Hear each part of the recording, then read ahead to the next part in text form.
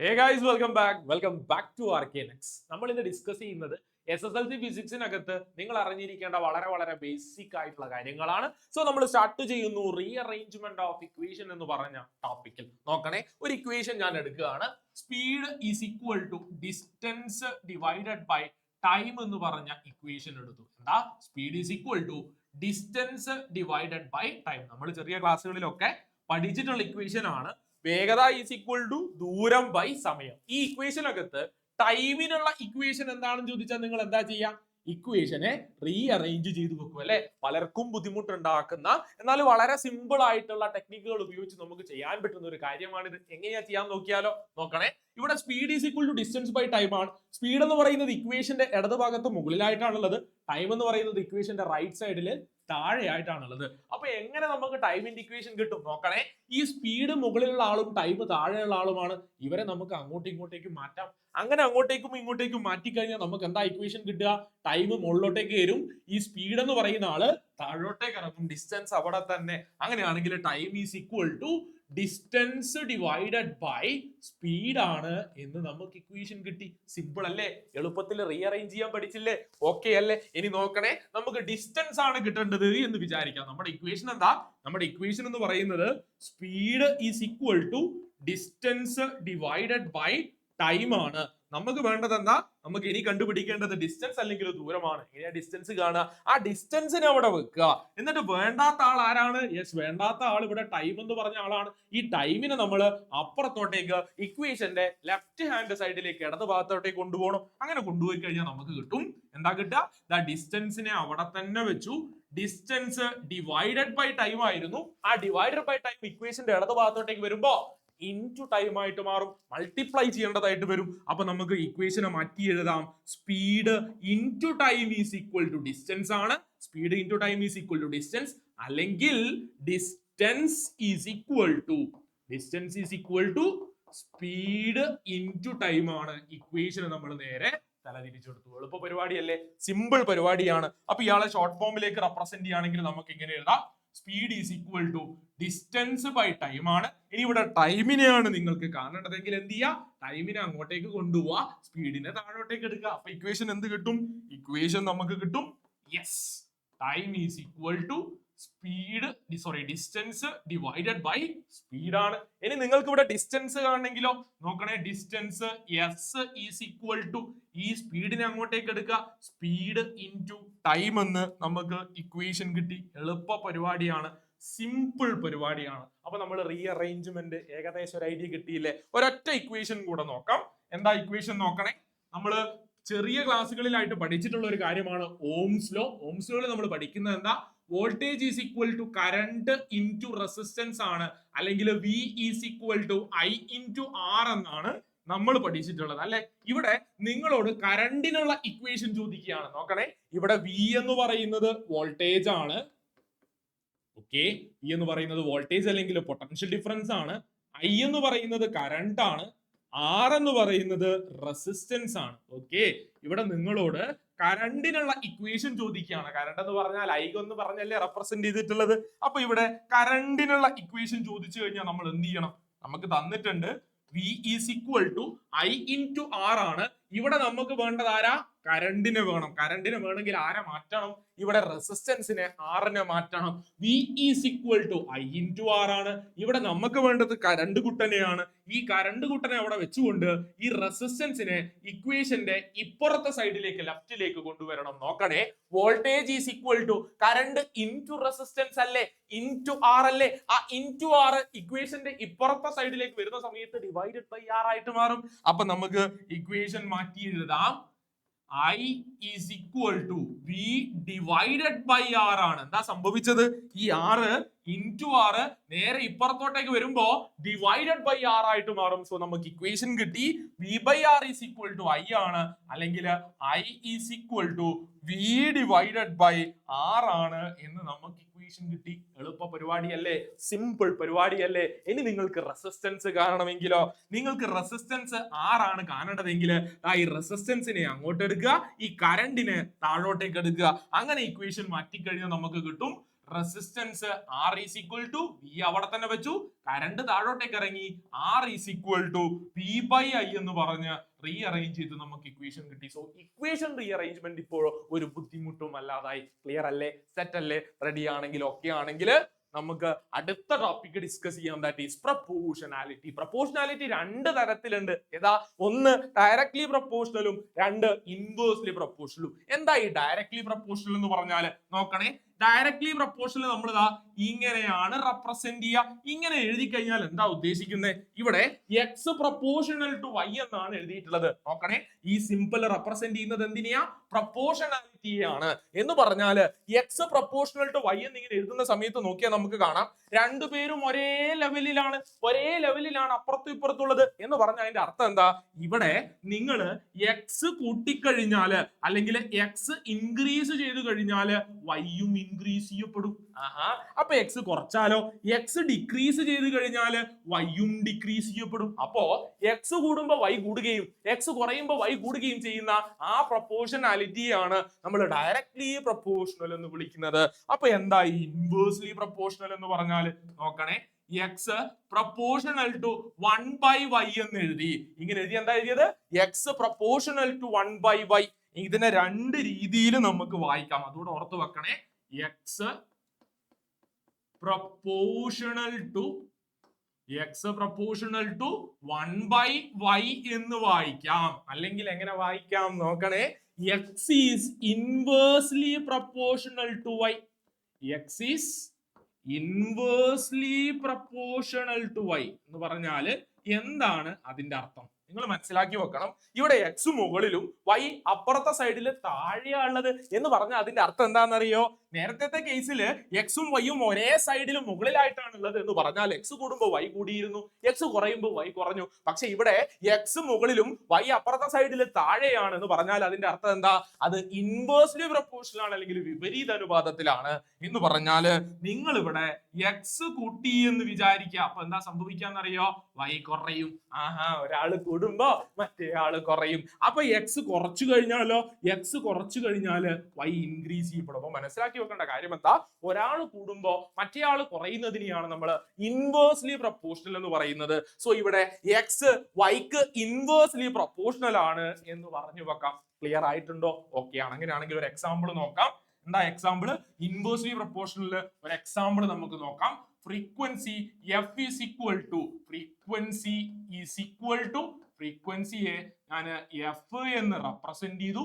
Frequency F is equal to 1 divided by time period ആണ്. Equation frequency F is equal to 1 divided by time period ആണ്. Equation നമ്മൾ മാറ്റി എഴുതുകയാണ്. Equation F is equal to 1/t. F എന്ന് പറഞ്ഞാൽ frequency, T എന്ന് പറഞ്ഞാൽ time period. ഇവിടെ ഫ്രീക്വൻസിയും ടൈം പീരിയഡും നോക്കിയേ, ഇക്വേഷന്റെ അപ്പുറത്തും ഇപ്പുറത്തും മുകളിലും താഴെയുമായിട്ടുള്ളത് എന്ന് പറഞ്ഞാൽ അതിന്റെ അർത്ഥം എന്താ? നിങ്ങൾ ഇവിടെ ഫ്രീക്വൻസി കൂട്ടിക്കഴിഞ്ഞാല്, നിങ്ങൾ ഇവിടെ ഫ്രീക്വൻസി ഇൻക്രീസ് ചെയ്ത് കഴിഞ്ഞാല് ടൈം പീരിയഡ് ഡിക്രീസ് ചെയ്യപ്പെടും, ടൈം പീരിയഡ് കുറയും. ഇനി നിങ്ങൾ ഫ്രീക്വൻസി കുറച്ചു എന്ന് വിചാരിക്കുക. ഫ്രീക്വൻസി കുറച്ചാലോ? ടൈം പീരിയഡ് ഇൻക്രീസ് ചെയ്യും എന്ന് പറഞ്ഞാൽ ഒരാൾ ഇൻക്രീസ് ചെയ്യപ്പെടുമ്പോ മറ്റേ ആൾ ഡിക്രീസ് ചെയ്യപ്പെടും. ഇതിനെയാണ് നമ്മൾ ഇൻവേഴ്സ്ലി പ്രൊപ്പോർഷണൽ എന്ന് പറഞ്ഞത്. അങ്ങനെയാണെങ്കിൽ ഡയറക്ട്ലി പ്രൊപ്പോർഷണൽ എക്സാമ്പിൾ പറയാൻ പറ്റുമോ? യെസ്, ഡയറക്ട്ലി പ്രൊപ്പോർഷണൽ എക്സാമ്പിൾ നമുക്ക് പറയാം. ഇവിടെ voltage is proportional to current ആണ് എന്ന് പറഞ്ഞാൽ അതിന്റെ അർത്ഥം എന്താ? നിങ്ങൾ വോൾട്ടേജ് കൂട്ടി എന്ന് വിചാരിക്കുക, അപ്പൊ കറണ്ടും എന്ത് ചെയ്യും? കറണ്ടും ഇൻക്രീസ് ചെയ്യും. നിങ്ങൾ വോൾട്ടേജ് കുറച്ചു എന്ന് വിചാരിക്കുക, അപ്പൊ കറണ്ടും ഡിക്രീസ് ചെയ്യപ്പെടും. അപ്പൊ ഒരാൾ കൂട്ടുമ്പോൾ മറ്റേ ആള് ഇൻക്രീസ് ചെയ്യുകയും ഒരാൾ കുറയ്ക്കുമ്പോൾ മറ്റേ ആള് കുറയുന്നുണ്ടെങ്കിൽ അവിടെ നമുക്ക് പറയാം അത് ഡയറക്ട്ലി പ്രൊപ്പോർഷണൽ ആണ്. ഡയറക്ട്ലി പ്രൊപ്പോർഷണൽ എക്സാമ്പിൾ നമ്മൾ പറഞ്ഞു, അതുപോലെ തന്നെ ഇൻവേഴ്സ്ലി പ്രൊപ്പോർഷണലിനും എക്സാമ്പിൾ പറഞ്ഞു വെച്ചു. ഇനി നമുക്ക് ചെറിയ രീതിയിലുള്ള കാൽക്കുലേഷൻസ് എങ്ങനെയാണ് ചെയ്യുന്നത് നോക്കാം. നോക്കണേ, 8 ഡിവൈഡഡ് ബൈ 0.8 എന്ന് പറഞ്ഞ ഒരു ക്വസ്റ്റ്യൻ വന്നു, അല്ലെങ്കിൽ നിങ്ങൾ ന്യൂമറിക്കൽ ക്വസ്റ്റ്യൻസ് ചെയ്യുന്ന സമയത്ത് ഇങ്ങനെ ഒരു കാൽക്കുലേഷൻ ചെയ്യേണ്ടതായിട്ട് വന്നു. എന്താ നിങ്ങൾ ചെയ്യുക? അടിയിൽ നമുക്ക് ഡെസിമൽ പോയിന്റ് വന്നു. ഈ ഡെസിമൽ പോയിന്റിനെ അങ്ങ് ഒഴിവാക്കണം. എങ്ങനെയാ മക്കളെ ഈ ഡെസിമൽ പോയിന്റിനെ ഒഴിവാക്കുക? എളുപ്പ പരിപാടിയാണ്, സിമ്പിൾ പരിപാടിയാണ്. നോക്കണേ, 8 ഡിവൈഡഡ് ബൈ 0.8 ആയിരുന്നു ഈ ഡെസിമൽ പോയിന്റ്. അടിയിലുള്ള ഡെസിമൽ പോയിന്റ് ഒഴിവാക്കണം. എന്ത് ചെയ്താൽ മതി? മുകളിലും താഴെയും 10 കൊണ്ട് മൾട്ടിപ്ലൈ ചെയ്താൽ മതി. സോ മുകളിൽ 10 കൊണ്ട് മൾട്ടിപ്ലൈ ചെയ്തു, താഴെ 10 കൊണ്ട് മൾട്ടിപ്ലൈ ചെയ്തു. 8 into 10, 8 into 10 എത്രയാ മക്കളെ? 8 into 10, 8 into 10 എന്ന് പറഞ്ഞാല് 80 ആണ്. ഓക്കെ, അങ്ങനെയാണെങ്കിൽ ഇവിടെ 0.8 into 10 എത്രയാ? 0.8 into 10 എന്ന് പറയുന്നത് 8 ആണ്. So 80 divided by 8, 80 divided by 8 എന്ന് പറയുന്നത് നമുക്കറിയാം അത് 10 ആണ്. സോ ആൻസർ നമുക്ക് കിട്ടി. എളുപ്പ പരിപാടി, സിമ്പിൾ പരിപാടി. അങ്ങനെയാണെങ്കിൽ അടുത്ത ക്വസ്റ്റ്യൻ നോക്കണേ. 60 ഡിവൈഡഡ് ബൈ 0.5 ആണ്. അതെങ്ങനെയാ ചെയ്യാ? ഇവിടെ 60 ഉണ്ട്, ഇവിടെ 0.5 ഉണ്ട്. ഇവിടെ 0.5 ഒരു ഡെസിമൽ പ്ലേസ് ആണത് എന്ന് പറഞ്ഞാല് പോയിന്റിന് ശേഷം ഒരൊറ്റ ആളാണുള്ളത് എന്ന് പറഞ്ഞാല് ഒറ്റ ഡെസിമൽ പ്ലേസേ ഉള്ളൂ. അപ്പൊ നമ്മൾ 10 കൊണ്ട് മുകളിലും താഴെയും മൾട്ടിപ്ലൈ ചെയ്തു. 60 into 10 600 ആണ്. Okay, divided by 0.5 into 10. 0.5 into 10 എടുത്താൽ എത്ര കിട്ടും? 0.5 into 10 എടുത്താല് 5 എന്ന് കിട്ടും. 600 divided by 5 നോക്കണേ. 60 by 5 നമുക്കറിയാം അത് 12 ആണ്. 12ഉം ഒരു 0യും എന്ന് പറഞ്ഞാൽ ആൻസർ എത്ര കിട്ടി? 120 എന്ന് നമുക്ക് ആൻസർ കിട്ടി. സിമ്പിൾ പരിപാടിയല്ലേ, എളുപ്പ പരിപാടിയാണ്. അങ്ങനെയാണെങ്കിൽ തൊട്ട് താഴത്തെ ക്വസ്റ്റ്യൻ നോക്കണേ. എന്താ ക്വസ്റ്റ്യൻ? 60 divided by 0.5 ആണ്. 60 divided by 0.75 ആണ്. ഇവിടെ നോക്കിയേ, ഇവിടെ പോയിന്റിന് ശേഷം അല്ലെങ്കിൽ ഡെസിമൽ പോയിന്റിന് ശേഷം രണ്ടാള് വരുന്നുണ്ട്. അയ്യോ, ഒരാളെ കാര്യം നമ്മൾ പഠിച്ചിട്ടുള്ളൂ. ഒരാളാണ് വരുന്നതെങ്കിൽ നമ്മൾ 10 കൊണ്ട് മൾട്ടിപ്ലൈ ചെയ്തു. പോയിന്റിന് ശേഷം രണ്ടാള് വന്നാലോ 100 കൊണ്ട് മൾട്ടിപ്ലൈ ചെയ്യാം. എത്ര കൊണ്ടാ? 100 കൊണ്ട് മൾട്ടിപ്ലൈ ചെയ്യാം. സോ നമ്മള് 100 കൊണ്ട് മൾട്ടിപ്ലൈ ചെയ്തു. 60 into 100 divided by 0.75 into 100 നോക്കണേ. 60 into 100, 60 into 100 എന്ന് പറഞ്ഞാൽ എത്രയാ? 60 into 100 എന്ന് പറഞ്ഞാല് 6000 വരും, 6000 വരും. Divided by 0.75 into 100. 0.75 100 കൊണ്ട് മൾട്ടിപ്ലൈ ചെയ്താല് രണ്ട് ഡെസിമൽ പോയിന്റ് മാറി. അയാള് 75 ആയിട്ട് മാറിയിട്ടുണ്ടാവും. എത്രയായിട്ടുണ്ടാവും? 75 ആയിട്ട് മാറിയിട്ടുണ്ടാവും. ഇനി നിങ്ങൾ എന്ത് ചെയ്താൽ മതി? 6000 ഡിവൈഡഡ് ബൈ 75 എടുത്താൽ മതി. സിമ്പിൾ പരിപാടിയല്ലേ, എളുപ്പ പരിപാടിയാണ്. ഇപ്പൊ ഈ 6000 ഡിവൈഡഡ് ബൈ 75 എന്നൊക്കെ പറഞ്ഞു കഴിഞ്ഞാൽ ദാ ഇങ്ങനെ കാൽക്കുലേറ്റ് ചെയ്യേണ്ട വരൂലേ എന്ന് ചിന്തിക്കുന്ന ആളുകളാണെങ്കിൽ ഞാൻ വേറൊരു എളുപ്പ വഴി പറഞ്ഞു തരട്ടെ. വേറൊരു സിമ്പിൾ പരിപാടി പറഞ്ഞു തരട്ടെ. എളുപ്പ പരിപാടിയാണേ, നോക്കണേ. അതാണേ നിങ്ങൾ ശ്രദ്ധിക്കേണ്ടത്. ഇവിടെ നോക്കണേ, 60 ഡിവൈഡഡ് ബൈ 0.75 ആണ് നമ്മളോട് ചെയ്യാൻ പറഞ്ഞത്. ഇവിടെ നിങ്ങൾ ശ്രദ്ധിക്കേണ്ട കാര്യം എന്താണെന്നറിയോ? ഈ 0.75 എന്ന് പറഞ്ഞാല് ആരാണ് എന്ന് മനസ്സിലാക്കി വെക്കണം. ആരാണ് ഈ 0.75? നോക്കണേ, 0.75 എന്ന് പറഞ്ഞാല് 75 ഡിവൈഡഡ് ബൈ 100 ആണ്. സംശയമുണ്ടോ? ഇല്ല. ഇയാളെ 25 കൊണ്ട് ഡിവൈഡ് ചെയ്താൽ എന്താ കിട്ടുക? 25 into 3, 25 into 4 എന്ന് പറഞ്ഞാല് നമുക്ക് 3/4 എന്ന ആൻസർ കിട്ടും. മനസ്സിലാവാത്ത ആളുകൾക്ക് ഒന്നുകൂടെ പറഞ്ഞു തരാം. 0.75 എന്ന് പറഞ്ഞാല് 75 ഡിവൈഡഡ് ബൈ 100 ആണ്, അല്ലെങ്കിൽ 3 ഡിവൈഡഡ് ബൈ 4 ആണ്. എങ്ങനെ 3 ഡിവൈഡഡ് ബൈ 4 കിട്ടിയേ? 75നെ 25 കൊണ്ട് ഡിവൈഡ് ചെയ്താൽ 3 കിട്ടും. അതുപോലെ തന്നെ 100നെ 25 കൊണ്ട് ഡിവൈഡ് ചെയ്താൽ 4 കിട്ടും എന്ന് പറഞ്ഞ അതിന്റെ അർത്ഥം എന്താ? 0.75 എന്ന് പറഞ്ഞാൽ വേറെ ആരുമല്ല. ആരാണ്? That is 3/4. സോ നമുക്ക് ഇവിടെ 0.75ന് പകരം 3/4 എടുത്താൽ മതി. അങ്ങനെയാണെങ്കിൽ ആൻസർ എന്താ വരിക? ആൻസർ നോക്കണേ, 60 ഡിവൈഡഡ് ബൈ 0.75ന് പകരം നമ്മൾ 3/4 കൊടുത്തു. ഇനി എന്താ ചെയ്യേണ്ടത്? ദാ ഇവിടെ അടിയിലാണ് 4 ഉള്ളത് അല്ലെ?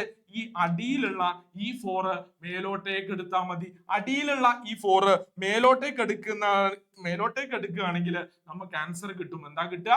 60 into 4 divided by 3 എന്ന് കിട്ടും. സംശയമുണ്ടോ? ഇല്ല. ഇവിടെ നോക്കണേ, 60/3 എന്ന് പറഞ്ഞാൽ എത്രയാ? 60/3 എന്ന് പറഞ്ഞാൽ 20 ആണ്. 20 into 4 80 ആണ് എന്ന് നമുക്ക് ആൻസർ കിട്ടും. അപ്പൊ നമ്മൾ ഇതാ ഇങ്ങനെ വളഞ്ഞു മൂക്ക് പിടിക്കേണ്ട ആവശ്യമുണ്ടോ? ഇല്ല. എളുപ്പ പരിപാടിയാണ്, സിമ്പിൾ പരിപാടിയാണ്.